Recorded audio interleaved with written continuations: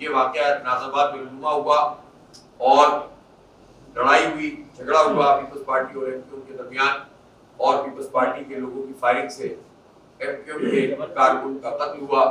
میں اس پورے عمل کی پرزور مذمت کرتا ہوں۔ کارکن کسی کا بھی ہو، اس شہر کا نوجوان ہے، ایک پولیٹیکل ورکر، اس کی جان بہت قیمتی ہوتی ہے، ہر ایک کی جان قیمتی ہوتی ہے۔ وہ کسی کا بچہ، کسی کا سرپرست، کسی کا باپ ہوتا ہے، لیکن اس طرح سے آئیں لوگ ویگو ڈالوں میں اور آ کر جو ہے وہ فائرنگ شروع کر دیں، ان کے گارڈ فائرنگ شروع کر دیں۔ جو سیاسی لڑائی ہے اس کو سیاسی میدان میں لڑنا چاہیے، لیکن اس سیاسی لڑائی میں تشدد کو شامل کرنا اور پھر لاشوں کی سیاست کرنا، اس نے 35 سال میں اس شہر کو تباہ کر دیا، برباد کر دیا۔ اس لیے ہم اس کے متحمل نہیں ہو سکتے۔ لہٰذا میں مذمت کرتا ہوں ایم کیو ایم کے کارکن کے قتل کی۔ کھلے عام فائرنگ ہو رہی ہے تو انہوں نے کیا کردار ادا کیا؟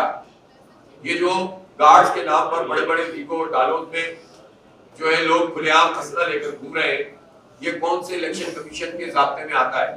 اس کا مطلب ہے کہ الیکشن کمیشن نے بھی صرف ان لوگوں کو ٹارگٹ رکھا ہے جن کے بارے میں ان کو پتا ہے کہ وہ پرامن لوگ ہیں اور جینوئن ووٹ رکھتے ہیں۔ تو پھر الیکشن کمیشن کس کا کام کر رہا ہے؟ یہ بھی سوال کرتا ہوں کہ لا انفورسنگ ایجنسیز کہاں ہیں؟ اتنا بڑا واقعہ ہوا، اتنی دیر تک فائرنگ ہوئی کھلے عام، اور اس کے دوران کوئی جو ہے وہ رینجرز نے اور پولیس نے آ کر مداخلت نہیں کی، وقت پر لوگوں کو پکڑا نہیں۔ تو اس سے کیا مطلب ہم لیں؟ تو کیا یہ آزادی حاصل ہے لوگوں کے کھلے عام دہشت گردی کریں، فائرنگ کریں، لوگوں کو خوف و ہراس میں مبتلا کریں، اور پھر اس کے نتیجے میں لاشوں کی سیاست، چلاؤ گھیراؤ کی سیاست شروع ہو جائے؟ وہ شہر جو بڑی مشکل سے اس سے نکلا ہے، گاڑیاں جلنے سے، آگ اور خون کے دریا سے عبور کرتا ہوا یہاں تک پہنچا ہے، اس شہر کو کیا دوبارہ اسی آگ میں جھونکنے کا کسی کا منصوبہ ہے؟ ایک ایسا ماحول پروان چڑھا دیا جائے جس کے نتیجے میں ٹرن آؤٹ کم ہو جائے، جس کے نتیجے میں پھر کچھ جگہوں پہ قبضہ کر کے ٹھپے بازی کی جائے؟ تو یہ نہیں ہونا چاہیے۔ میں اس موقع پہ اس لیے تفصیل سے بات نہیں کرتا کہ ایم کیو ایم کا گریونس یہ ہے کہ ان کا ایک کارکن قتل ہوا ہے، اور ایمانداری کی بات یہ ہے کہ ان کے قاتل کی اس قتل کے اوپر ہم مذمت بھی کرتے ہیں اور ان کے گھر والوں سے اور ان کے پارٹی سے بھی اظہار ہمدردی بھی کرتے ہیں۔ کراچی کے شہریوں سے اپیل کرتا ہوں کہ وہ ووٹ ڈالیں اور بڑی تعداد میں آئیں، تاکہ اگر کسی نے کچھ اسٹیشن پر قبضہ کرنے کا پلان بنایا ہے تو اس کو بھی انشاءاللہ تعالیٰ ہم ناکام کر دیں گے۔ ہماری بڑی گہری نظر ہے، ہم دیکھ رہے ہیں ایک ایک چیز کو، اور انشاءاللہ ہم ایسے کسی بھی منصوبے کو ناکام بنائیں گے، اللہ نے چاہا تو۔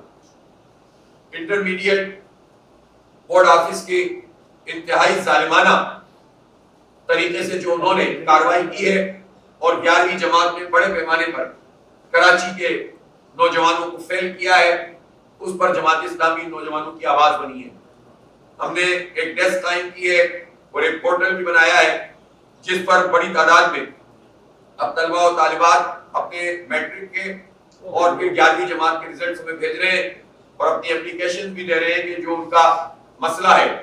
اب معاملہ یہ ہے کہ اس کو بنیاد بنا کر ایک دھندے بازی یہ چل رہی ہے کہ اسکروٹنی کے نام پر ایجنٹ کھڑے ہوئے ہوتے ہیں اور والدین اور بچوں کو مطلب کرتے ہیں، ہزاروں روپے ان سے بٹورتے ہیں، اور اسکروٹنی میں کیا ہوتا ہے کہ وہ کہتے ہیں کہ ہم نے ٹوٹل کر لیا، بس یہ ٹوٹل صحیح ہے۔ اسکروٹنی کا یہ کوئی طریقہ نہیں ہوتا، ری چیکنگ ہونی چاہیے اور اس پر ایک کمیٹی بننی چاہیے۔ کل میں نے اعلان کیا تھا کہ منگل تک اگر یہ مسئلہ ریزالو نہیں ہوتا ہے، کمیٹی کا قیام نہیں ہوتا، تو ہم سی ایم ہاؤس کی طرف مارچ بھی کریں گے اور دھرنا بھی دیں گے۔ پولیس والے بھی اپنے دائرے میں رہتے ہوئے کام کریں، اور ان کو کوئی ضرورت نہیں ہے عوام کی جو جائز ریلیز ہیں یا پروگرام ان کو روکنے کی، لیکن اس کو بنیاد بنا کر اگر کسی پولیس والے کو پکڑ کر آپ اتنا تشدد کریں تو یہ بھی کسی صورت قابل قبول نہیں ہے۔ ضابطے کے مطابق کارروائی ہونی چاہیے اور جو کلپریٹ ہیں ان کے خلاف ہونی چاہیے۔ اب اس طرح کے واقعات کو بنیاد بنا کر کچھ اور بھی جو کچھ کیا جاتا ہے اور بڑے اسکیل کے اوپر ایف آئی آر کٹ جاتی ہیں، وہ بھی یہ عمل کسی صورت میں بھی قابل قبول نہیں ہو سکتا۔ لہٰذا کل کا یہ پورا واقعہ جس کو ٹوٹو دیکھنا چاہیے، مکمل طور پر دیکھنا چاہیے کہ سب کو اظہار رائے کی آزادی ہے، تشدد نہیں ہونا چاہیے، صحافیوں پہ تشدد نہیں ہونا چاہیے، لیکن کسی کو بھی حق نہیں ہے کہ وہ پولیس کو اس طرح سے تشدد کا نشانہ بنائے۔